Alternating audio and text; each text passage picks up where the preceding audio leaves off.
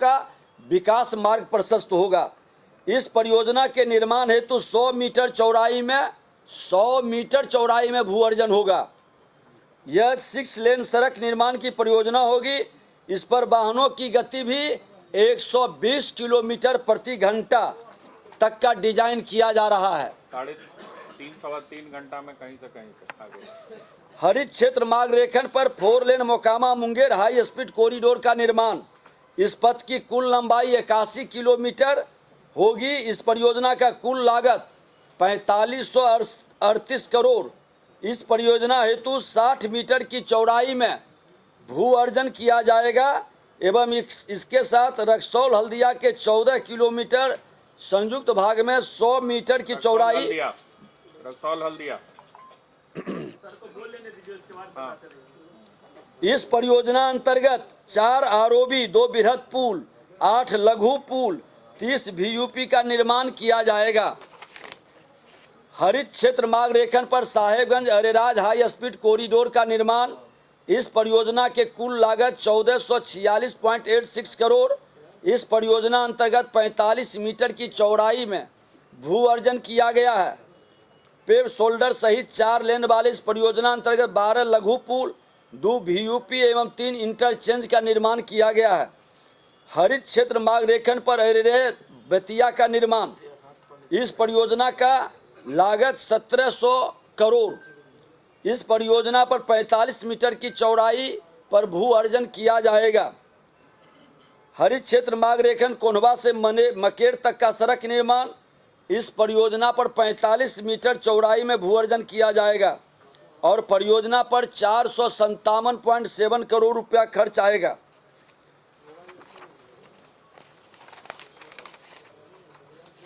अररिया परसरमा पथ का निर्माण, ये भी काफ़ी बिहार के लिए उपयोगी है। इस पथ परियोजना अंतर्गत 72 किलोमीटर पुरानी सड़क को 2 लेन पेव्ड शोल्डर में विकसित किया जाएगा। इसके साथ 24 किलोमीटर लंबाई में बाईपास, 11 किलोमीटर लंबाई में पुनर्मार्ग रेखित किया जाएगा। इस पर कुल लगभग 1979.51 करोड़ रुपये व्यय संभावित है। और मैं बता दूं कि ये तमाम जो बताया गया है बिहार के तस्वीर और विकास की गति को डबल ताकत देगी। नए बिहार की ओर कदम बढ़ाया जाएगा, गतिविधियों को गति देगा। बिहार में उद्योग और पर्यटन के बढ़ावा मिलेगा। यह निवेश बिहार को मजबूत एवं आर्थिक गतिविधियों को गति देगा। उद्योग पर्यटन का एक नया माहौल बनेगा और निवेशक के आकर्षण का केंद्र अब बिहार बनेगा। राज्य के पूर्वी छोर से पश्चिमी छोर तक पहुंचने के लिए बिहार में कई हाई स्पीड कॉरिडोर एक्सप्रेसवे का निर्माण प्रारंभ हो रहा है।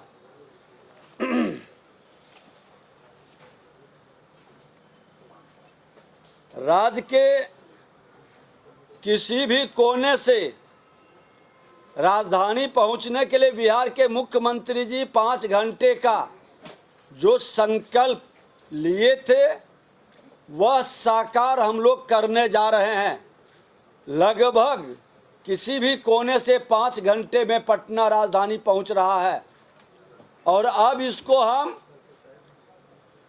25 के बाद 26, 27 तक राज्य के किसी भी कोने से 3.5 घंटा में राजधानी पहुंचने के तमाम विकल्प को हम उन्नयन करेंगे ताकि लोग 3.5 घंटे में पहुंच सके।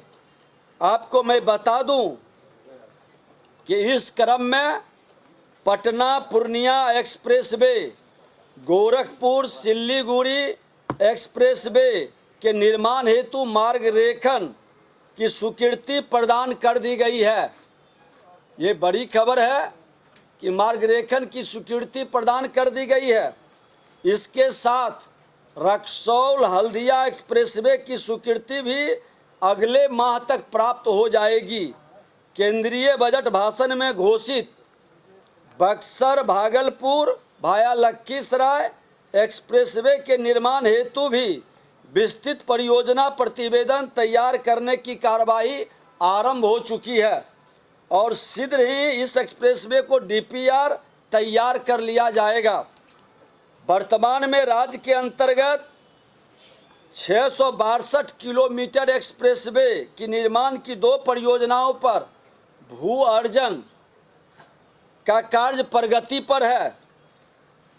इन परियोजनाओं पर लगभग 55,507 करोड़ रुपए का व्यय होगा।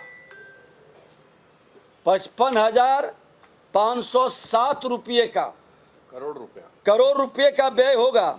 साथ ही 660 किलोमीटर एक्सप्रेसवे की 2 परियोजनाओं पर लगभग 41,760 करोड़ रुपए का व्यय होने की संभावना है। इस प्रकार राज्य में एक्सप्रेसवे की कुल 4 परियोजनाओं पर और कई छोटी छोटी योजनाओं को लेके एनएच द्वारा 1 लाख करोड़ से ज़्यादा की राशि भारत सरकार के द्वारा विकसित बिहार बनाने के संकल्प को पूरा कर रहा है। ये प्रधानमंत्री जी के आगमन पर उनके द्वारा बिहार को बड़ा तोहफा दिया गया है और डबल इंजन की सरकार राज्यवासियों के बेहतर विकास के संकल्प को साकार कर रही है। राज्य में तीव्र गति वाले राजमार्ग निर्माण की भी कई परियोजनाओं को स्वीकृति मिली है। इसमें मोकामा मुंगेर, पीरपैंती महागामा 4 लेन हाईवे तथा साहेबगंज अरेराज बेतिया एवं कोनहवा से मकेर तक का सड़क निर्माण मुख्य है। इसके अतिरिक्त अररिया परसरमा पथ के निर्माण की भी सहमति प्राप्त कर ली गई है। राज्य सरकार द्वारा सड़कों की सघनता बढ़ाने एवं हाई स्पीड कॉरिडोर के निर्माण हेतु कई पथों को विकसित करने अथवा हरित क्षेत्र मार्ग रेखन पर निर्माण करने हेतु भी अनुरोध हमने किया है। और जो अभी तक प्रधानमंत्री जी को हमने पत्र दिया, अपने सड़क परिवहन मंत्री जी को हमने जो पत्र दिया, लगभग उसको उन्होंने स्वीकृति प्रदान कर दिए हैं।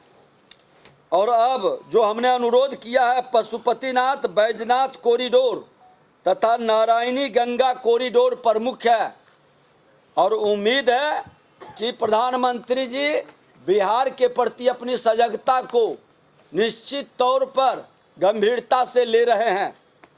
राज्य के उपयुक्त परियोजनाओं में कई प्रमुख नदियों पर बृहद पुलों का निर्माण किया जाएगा, जिससे राज्य के प्राकृतिक विषमता दूर होगी। इन परियोजनाओं के अंतर्गत राज्य में कोसी नदी पर 2 बड़े पुल का निर्माण होगा तथा गंडक नदी पर 2 नए पुल का निर्माण होगा।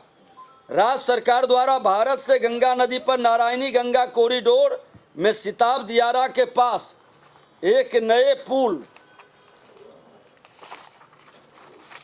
का निर्माण एवं कहलगांव के पास गंगा नदी पर पुल निर्माण का भी अनुरोध हमने किया है। भारत सरकार द्वारा बिहार राज्य में CRIF मद में 662 करोड़ जो कई छोटी छोटी योजनाओं को एक नई गति देगा। राज्य में स्वीकृत मुख्य परियोजनाएं जिसमें पटना पूर्णिया एक्सप्रेसवे ये 244.9 किलोमीटर है, जिसकी लागत 18,042 करोड़ है। हाजीपुर मुजफ्फरपुर के सराय के पास पटना रिंग रोड के साथ मीरनगर से प्रारंभ होकर पूर्णिया किशनगंज पथ पर चांद भट्टी पर समाप्त होगी। यह पथ 6 लेन होगा तो इसके निर्माण हेतु 90 मीटर चौड़ाई में भू अर्जन किया जाएगा। इस परियोजना अंतर्गत 21 बड़े पुल, 140 लघु पुल, 11 ROB एवं 332 VUP का निर्माण किया जाएगा। इस परियोजना में कोसी नदी पर भी एक पुल का निर्माण होगा। राज्य सरकार अनुरोध पर इस परियोजना में समस्तीपुर, सहरसा, मधेपुरा शहर को जोड़ते हुए स्पर का निर्माण भी किया जाएगा। परियोजना हेतु भू अर्जन हेतु सक्षम प्राधिकार की नियुक्ति राज्य सरकार द्वारा कर दी गई है। इस परियोजना का डिजाइन स्पीड इस पर 120 किलोमीटर प्रति घंटा ये स्पीड बिहार की होगी और आप अनुमान लगा लें कि 3.5 घंटा नहीं 2.5 घंटा में पूर्णिया। उसके हिसाब से हम 2.5 से 3 घंटा में पूर्णिया पहुंच जाएंगे। कहाँ सर 250 किलोमीटर तो 2.5 घंटा में पूर्णिया पहुंच जाएंगे। 3 घंटा। गोरखपुर सिल्लीगुड़ी एक्सप्रेसवे हरित क्षेत्र मार्ग रेखन की इस परियोजना की कुल लंबाई 568.42 किलोमीटर है, जिसमें बिहार राज्य में 417.15 किलोमीटर सड़क का निर्माण किया जाएगा। मतलब उस परियोजना का 568 में 417 किलोमीटर अकेले बिहार में होगा। परियोजनाओं की कुल लागत 37,465 करोड़ रुपया है। बिहार राज्य में यह पथ पश्चिमी चंपारण, पूर्वी चंपारण, शिवहर, सीतामढ़ी, मधुबनी, सुपौल, अररिया, किशनगंज जिलों से गुजरेगी। ये दिख रही है ये नक्शा पर भी दिखाया जा रहा है। राज्य के विभिन्न जिलों और पुल के निर्माण के कई घोषणाएं की गई है, जिस पर व्यय का आकलन विभाग द्वारा किया जा रहा है और बिहार सरकार से जो घोषणा की गई है उसको भी हम लोग जमीन पर उतारेंगे। उस संकल्प को भी पूरा करेगा पथ निर्माण विभाग। एक और जानकारी दे दें कि गया पथ प्रमंडल में 26 करोड़ के अवैध भुगतान का मामला जो सामने आया था, उसमें जो एजेंसी गलत विपत्र प्रस्तुत कर राशि की निकासी अभियंताओं की मिलीभगत से किए जाने के साक्ष्य मिले हैं। स्टोन चिप्स की ढुलाई पाकुड़ झारखंड से किए जाने का मामला संदिग्ध पाया गया था। जांच जारी है। दोषी पदाधिकारी संवेदक पर कड़ी कार्रवाई की जाएगी। हमने वहां के सेक्रेटरी के पास भी यहाँ के टीम को भेजे थे। 1 सप्ताह का उन्होंने समय लिया था, लेकिन समय पर उन्होंने अभी तक कोई जानकारी उपलब्ध नहीं कराई है। पूरी जांच के बाद संवेदक को काली सूची में डालेंगे और संबंधित लोग पर कड़ी कार्रवाई हम लोग करेंगे।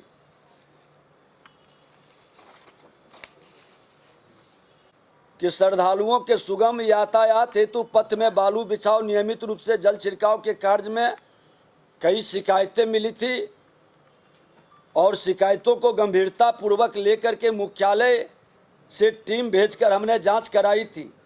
जांच में अनियमितता के पुख्ता प्रमाण मिले थे, जिसके आधार पर संवेदक को 10 वर्षों के लिए ब्लैक लिस्टेड हमने कर दिया है। क्या नाम उनका? संवेदक पूरा भलोटिया कंस्ट्रक्शन है। दोषी अभियंताओं पर भी कार्रवाई प्रक्रियाधीन है, क्योंकि हड़बड़ी में कार्रवाई माननीय न्यायालय में वो लाभ न उठा सके। पूरी प्रक्रिया को हम लोग परख करके कोई 10 दोषी पदाधिकारी नहीं बचेगा। और हमने कह दिया है कि सभी जिले के अंदर एक्स्ट्रा कैरेज अगर जो कोई निकाला है उसकी भी जांच करवा रहे हैं। विभाग के अंदर लूट की छूट कतई नहीं दी जाएगी। मुख्यमंत्री नीतीश कुमार जी का जो भ्रष्टाचार पर 0 टॉलरेंस है, प्रधानमंत्री और मुख्यमंत्री जी का विभाग के विकास की गति में गड़बड़ी कोई करेंगे वो बचेंगे नहीं।